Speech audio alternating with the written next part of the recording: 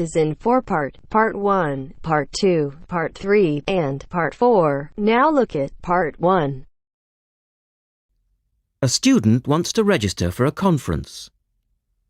Listen to the conversation between the student and the woman and answer the questions. First, you have some time to look at questions 1 to 4.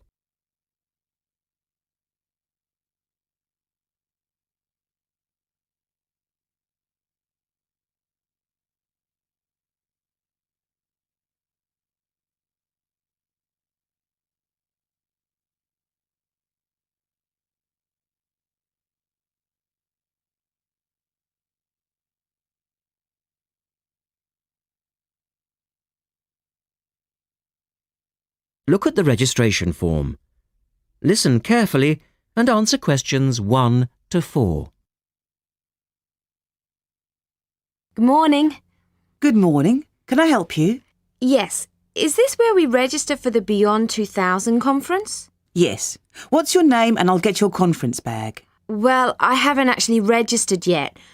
I was told I'd be able to register today, so I hope that's okay. I've just arrived in Melbourne. That should be fine if you're a student. I'll need to take your details though. So, can I have your full name? Yes, sure. It's Melanie Mitchell. Is that Mitchell? Yes, that's right. And that's Ms., not Miss. OK, fair enough. And what's your address, Melanie? I live in student accommodation at Sydney University, so my address there is Room 66, Women's College, Newtown. OK. And which faculty are you studying in? I'm in the Faculty of Education. I'm doing a Master's in Primary School Teaching. Right. And may I see your student card because I need to verify that you're a current student? Yes, sure. Here it is. My number is 994578ED. The woman asks the student some more questions about the conference. Look at questions 5 to 10.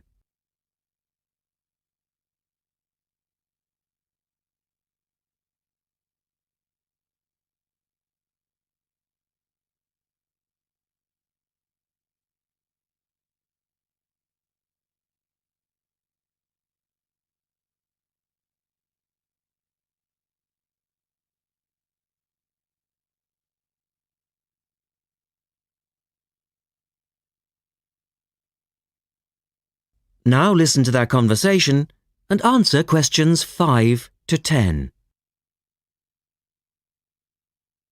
OK.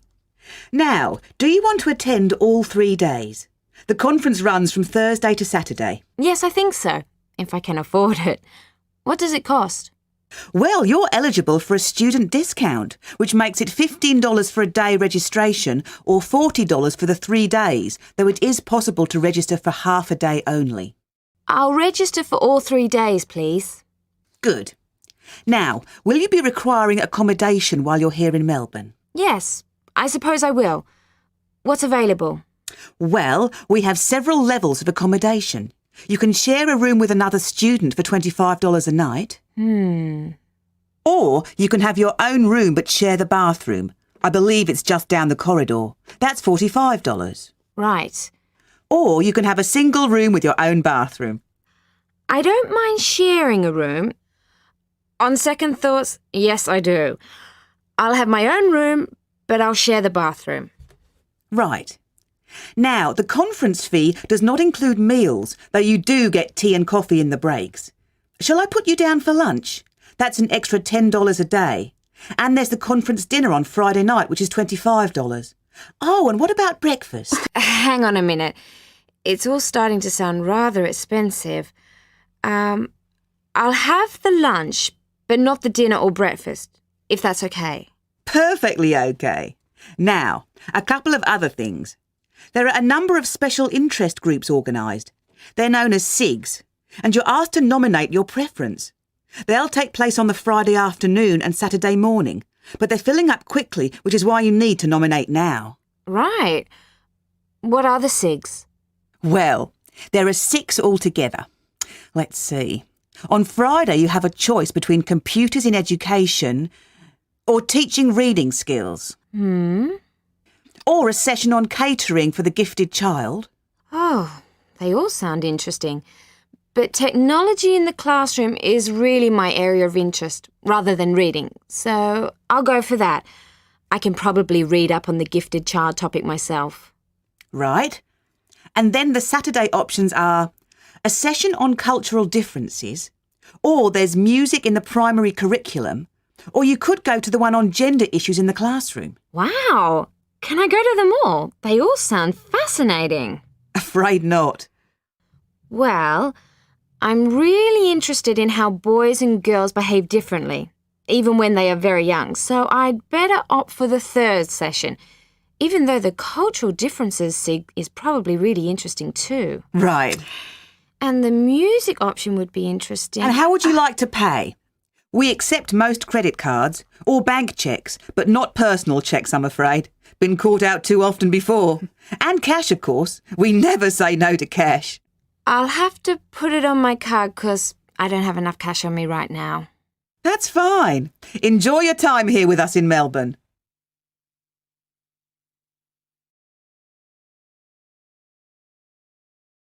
That is the end of part 1. You now have half a minute to check your answers.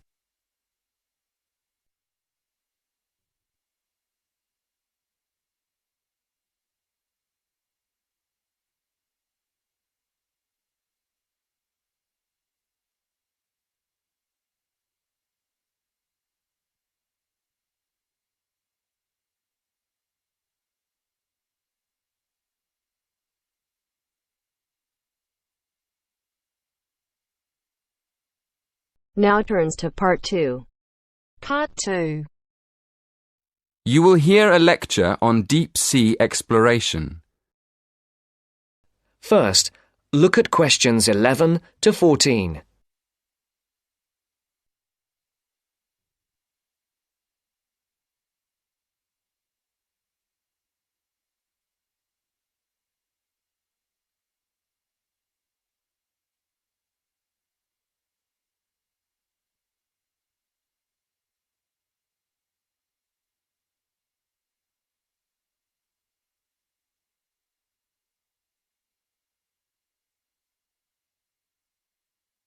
Listen carefully. Good evening. My talk this evening will cover 3 main themes. First, I'll outline a timeline of how deep-sea exploration vessels developed. Secondly, I'll describe the most recent of these, the Deep-Sea Challenger. And finally, I'll look at some of the benefits of this deep-sea research. OK, to start with, let's look at how underwater exploration vehicles have developed over the years. The first manned deep-sea exploration vessel was invented in the 1920s. It was called a bathysphere, better known as a diving bell. It was basically a round metal structure with windows with just enough room for 2 men to sit in. And it was lowered into the ocean on a cable. The first descent in the diving bell took place in 1930, and in 1934 it went down to a depth of nearly 1,000 metres, which was impressive for the time. The problem with the diving bell was that it had no power of its own, and there wasn't much room for the researchers to move around. So, the next development after the diving bell was the bathyscaphe, a small manned submarine invented in the 1940s. The difference between the two was that the bathyscaphe had its own power source, which allowed the scientists to investigate in the depths of the ocean more freely. A bathyscaphe called the Trieste reached a record depth of 10,000 metres in 1960. Since then, a new record has been set by James Cameron, who descended to a depth of 11,000 metres for the first time in 2012. Before the broadcast continues, look at questions 15 to 20.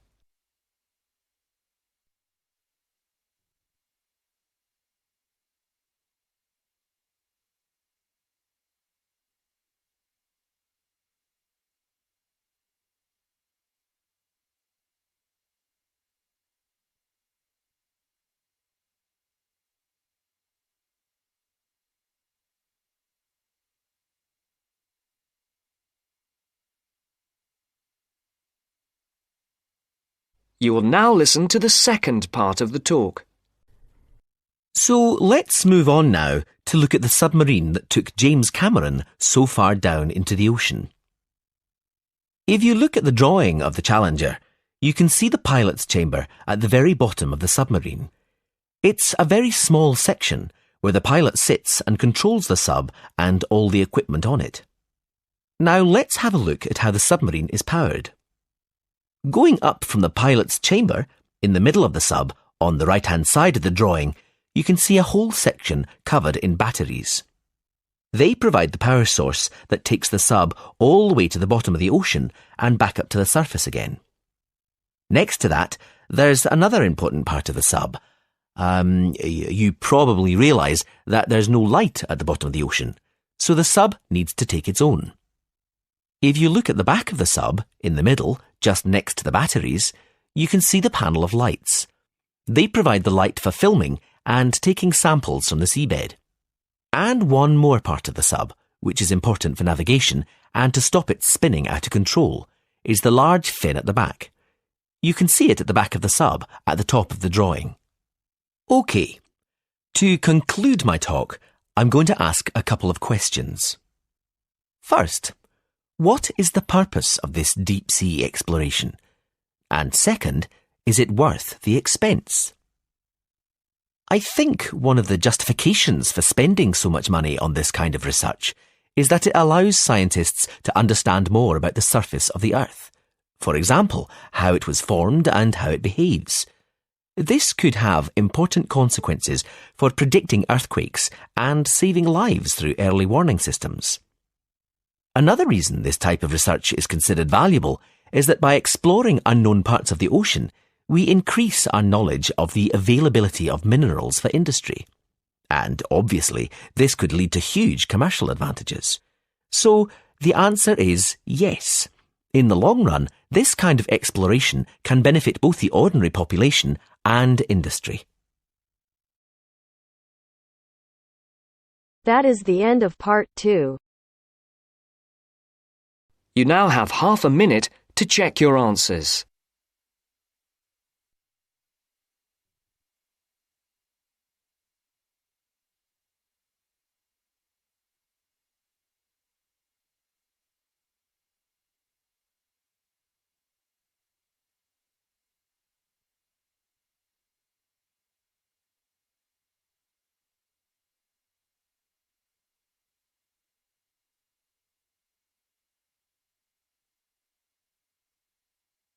Now turns to part 3. Part 3. You will hear part of a lecture about psychology. First, you have some time to look at questions 21 to 24.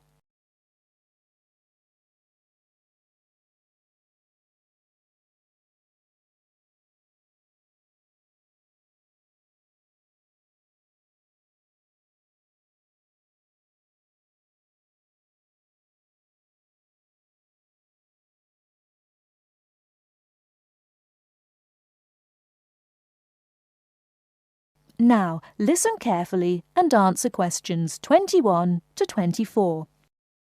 In this lecture, I want to introduce you to the life and work of a famous psychologist, a psychologist who had a big influence on the field of social psychology. Social psychology deals with group behaviour and the individual as a member of a group, and Solomon Asch made a most important contribution. Solomon Asch worked mostly in the USA, but he was born in 1907 in Poland, and he came to the US when he was 13. He went to an ordinary high school, and as he had an interest in human behaviour, he decided to study psychology. He was quite disappointed with his first acquaintance with psychology. It seemed to be all about rats and mice, and that didn't interest him at all.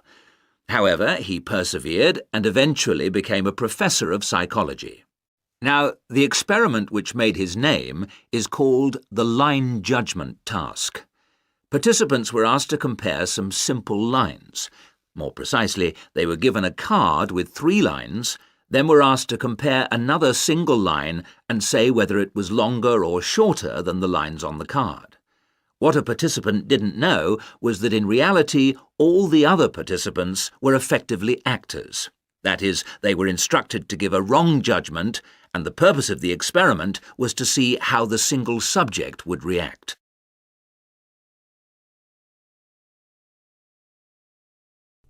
Before you hear the rest of the talk, you have some time to look at questions 25 to 30.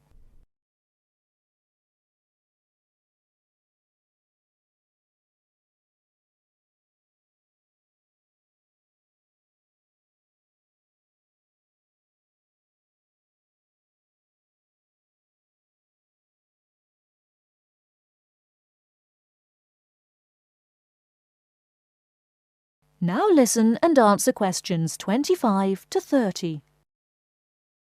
Listen to the second part of the talk. The subject would hear the others saying things about the length of the line which were clearly false. Most subjects answered correctly, in spite of the incorrect judgments of the others, but a proportion, 32%, conformed to the majority view, the incorrect view. This proportion was much, much higher than anticipated. Before the experiments, they'd thought 15% or lower might do this. To give you a bit more detail, I have an illustration up here on the board. A group of 6 or 7 people were given a card with 3 lines on it. There is a short vertical line, on the right of which is a longer line, and on the right of that there is another, still longer line. However, it's clear that the longest line is the right-hand one, the second longest, the middle one, and the shortest is the one on the left. The participants were given a second card with just 1 line on it. I should add that in these experiments people became very distressed. They found it very hard to deal with a situation where people were telling them things which were against the evidence of their own eyes. One woman became extremely agitated, running about measuring and looking and checking and shouting in a kind of massive anxiety. Now, what experiments which occurred sometime later found was that other factors can influence the result. For example, when there were more so-called participants, there was even more conformity. On the other hand, when people were able to respond in secrecy, by writing the result down, for instance, they made fewer incorrect judgments about the lines. Subjects gave various explanations for why they made the decisions they did. Although they weren't put under pressure by the experimenter, many felt that they would somehow spoil the experiment and upset the person running it if they didn't agree, no matter how stupid they felt. More simply, in other cases, they said they just wanted to not show themselves in a bad light. Whatever the reason, Ash's experiment has had a long history, and although incredibly... That is the end of part 3. You now have half a minute to check your answers.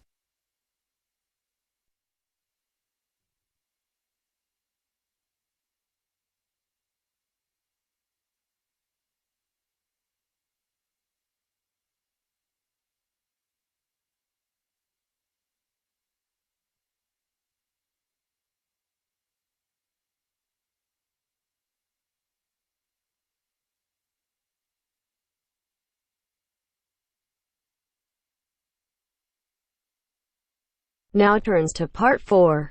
Part 4. You will hear a presentation by a student about a website she has designed for a supermarket. First, you have some time to look at questions 31 to 40 on pages 113 and 114.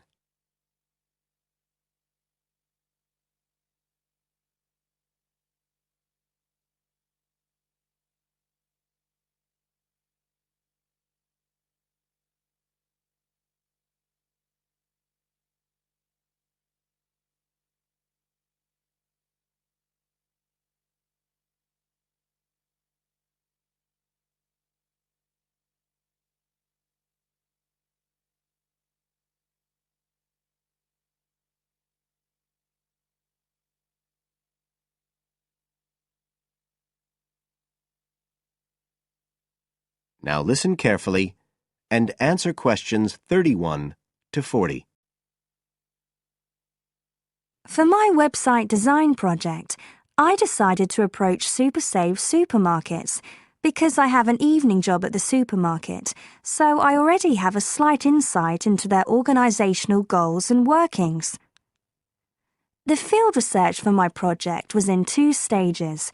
First, I had an interview with Mr. Dunn, who is in charge of SuperSave's customer care department. I discussed the project with him in order to identify the supermarket's requirements. Mr. Dunn said customers are often unwilling to make a face-to-face complaint when they've experienced difficulties with a product or a member of staff or anything related to the supermarket. So he said a website which allowed members of the public to get in touch with the organisation and bring the problem to their attention in a private manner might be very useful, and we agreed that I'd work on this. For the second stage of my research, I devised a questionnaire to put to SuperSave customers. I needed to find out about the customers' experiences of problems together with their attitudes towards making complaints, both directly and indirectly.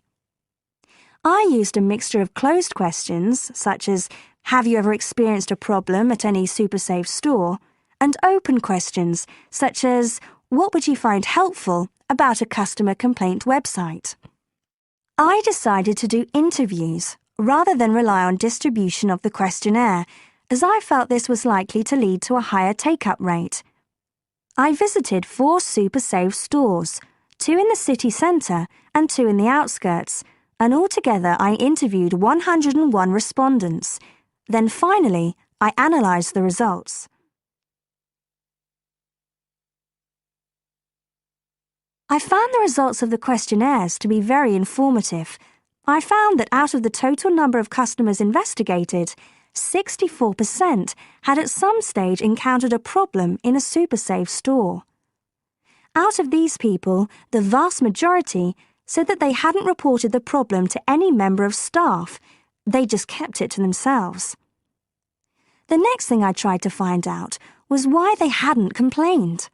Well, about 25% of the people I interviewed said the reason was that they couldn't be bothered, and a slightly smaller percentage said that they didn't have enough time. But 55% said the reason was that they felt intimidated. I finally asked if they would be more likely to complain if they didn't have to do it face-to-face, and nearly everyone I asked said that they would, 95% to be exact. I then set about designing the website to meet these needs. Once I'd completed the website, I made another appointment with Mr. Dunn to find out what he thought of it.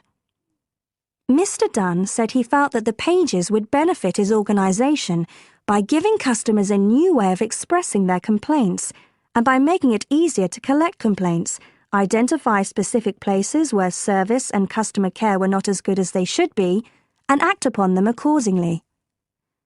SuperSave is already a highly customer-orientated organisation, and he thought our website would be an excellent addition to their customer care effort. This is all well and good, but there still remains the general problem with websites, that there's a lack of access to online computers.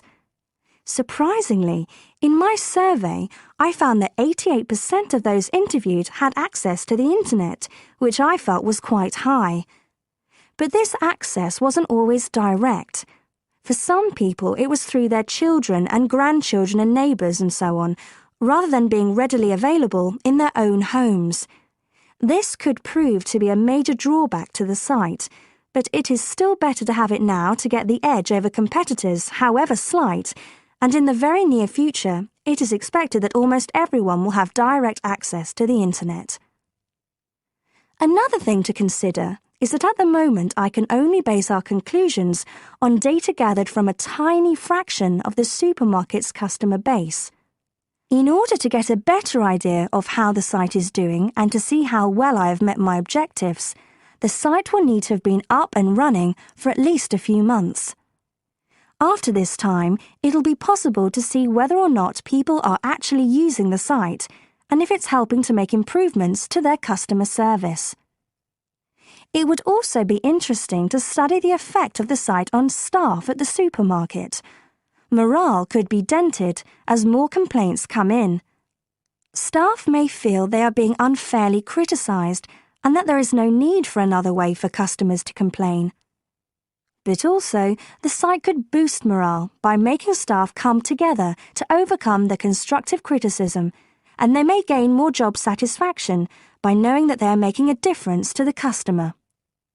So, overall, I feel my website has met my objectives, but there is scope for improvement and expansion. Are there any questions? That is the end of part 4. You now have half a minute to check your answers.